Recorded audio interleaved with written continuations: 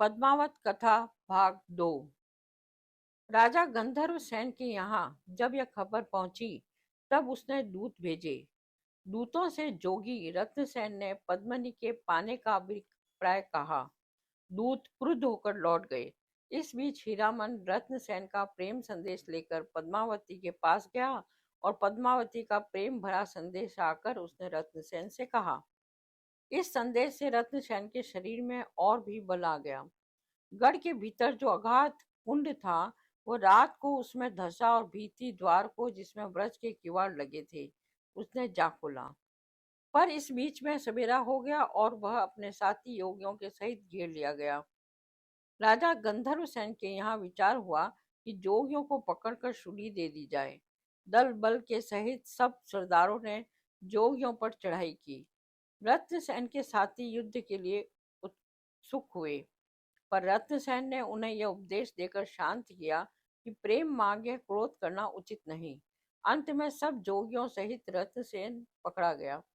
उधर यह सब समाचार सुन पद्मावती की बुरी दशा हो रही थी।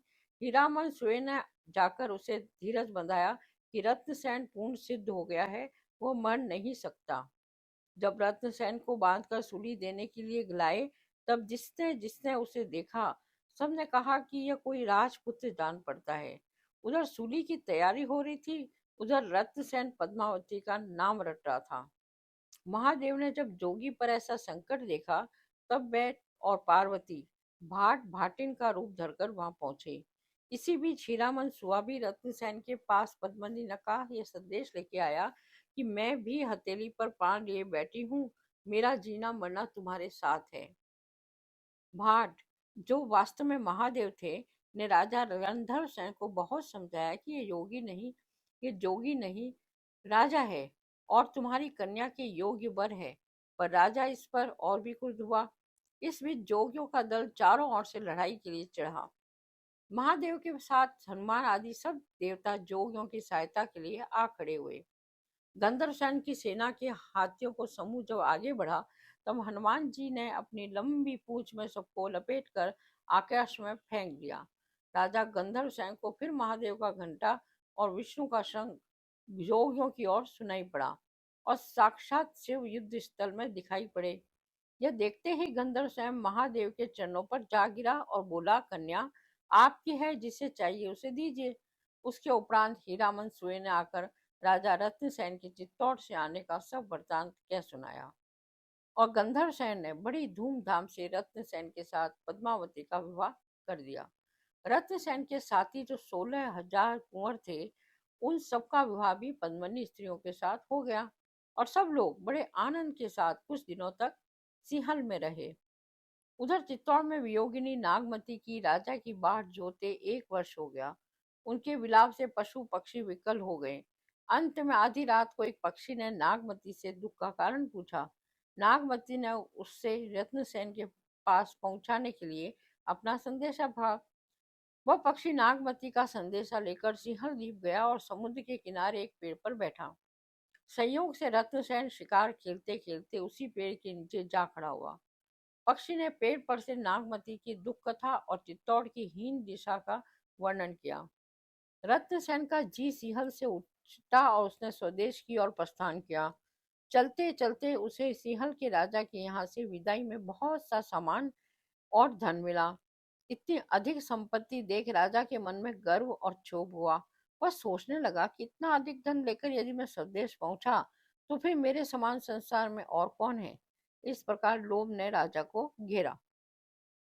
समुद्र तट पर जब रत्नसेन आया तब समुद्र याचक का रूप धारण कर राजा से दान मांगने आया, पर राजा ने लोभवश उसका तिरस्कार कर दिया। राजा आधे समुद्र में भी नहीं पहुंचा था कि बड़े जोर का तूफान आया जिससे जहाज दक्षिण लंका की ओर बह गए। यह विभीषण का एक राक्षस मांझी मछली मार रहा था। वो अच्छा आहार देख राजा से बोला कि चलो हम तुम्हें रास्ते पर लगा दें। राजा उसकी बातों में आ गया। वह राक्षस सब जहाजों को एक भयंकर समुद्र में ले गया जहाँ से निकलना कठिन था। जहाज चक्कर खाने लगे और हाथी घोड़े मनुष्य आदि डूबने लगे। वह राक्षस आनंद से नाचने लगा। इसी बीच समुद्र का एक राज पक्षी वहां आ पहुंचा जिसके डैनों का ऐसा घोर शब्द हुआ मानो पहाड़ के शिखर टूट रहे हों। वह पक्षी उस दुष्ट राक्षस को चुंगल में दबाकर उड़ गया।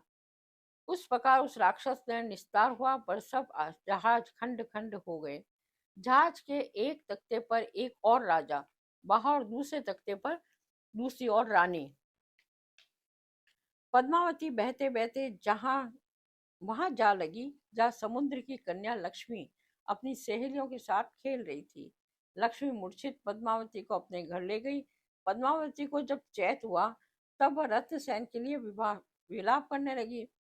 लक्ष्मी ने उसे धीरज बंधाया और अपने पिता समुद्र से राजा की खोज कराने का वचन दिया। उधर राजा बहते बहते एक ऐसे निर्जन स्थान पर पहुंचा जहां मूंगे के टीलों के सिवा और कुछ न था। राजा पद्मावती के लिए बहुत विलाप करने लगा और कटार लेकर अपने गले में मारना ही चाहता था कि ब्राह्मण का रूप धरकर समुद्र सामने आ खड़ा हुआ और उसे मरने से रोका। अंत में समुद्र ने राजा से कहा कि तुम मेरी लाठी पकड़कर आंख मूंद लो, मैं तुम्हें उसी तट पर पहुंचा दूंगा जहां पद्मावती है। जब राजा उस तट पर पहुंच गया, तब लक्ष्मी उसकी परीक्षा लेने के लिए पद्मावती का रूप धारण कर रास्ते में बैठी। रत्नसेन ने उसे पद्मावती समझ उनकी ओर लपका। पास जाने पर वो कहने लगी, मैं ही पद्मावती हूँ। पर रत्नसेन ने जब देखा कि यह तो पद्मावती नहीं है, तब चट से मुंह फेर लिया। अंत में लक्ष्मी रत्नसेन को पद्मावती के पास ले गई। रत्नसेन और पद्मावती कई दिनों तक समुद्र और लक्ष्मी के मेहमान रहे। पद्मावती की प्रार्थना पर लक्ष्मी ने उन सब साथियों को भी ला खड़ा किया जो इधर उधर बह गए थे। जो मर गए थे वे भी अमृत से जिला दिए गए। इस प्रकार बड़े आनंद से दोनों वहां से विदा हुए। विदा होते समय समुद्र ने बहुत से अमूल्य रत्न दिए। सबसे बढ़कर 5 पदार्थ दिए: अमृत, हंस, राजपक्षी, शार्दुल और पारस पत्थर। इन सब अनमोल पदार्थों को लिए अंत में रत्नसेन और पद्मावती चित्तौड़ पहुंच गए। नागमती और पद्मावती दोनों रानियों के साथ रत्नसेन सुख पूर्वक रहने लगे। नागमती ने नागसेन और पद्मावती ने कमलसेन, ये 2 पुत्र राजा को हुए।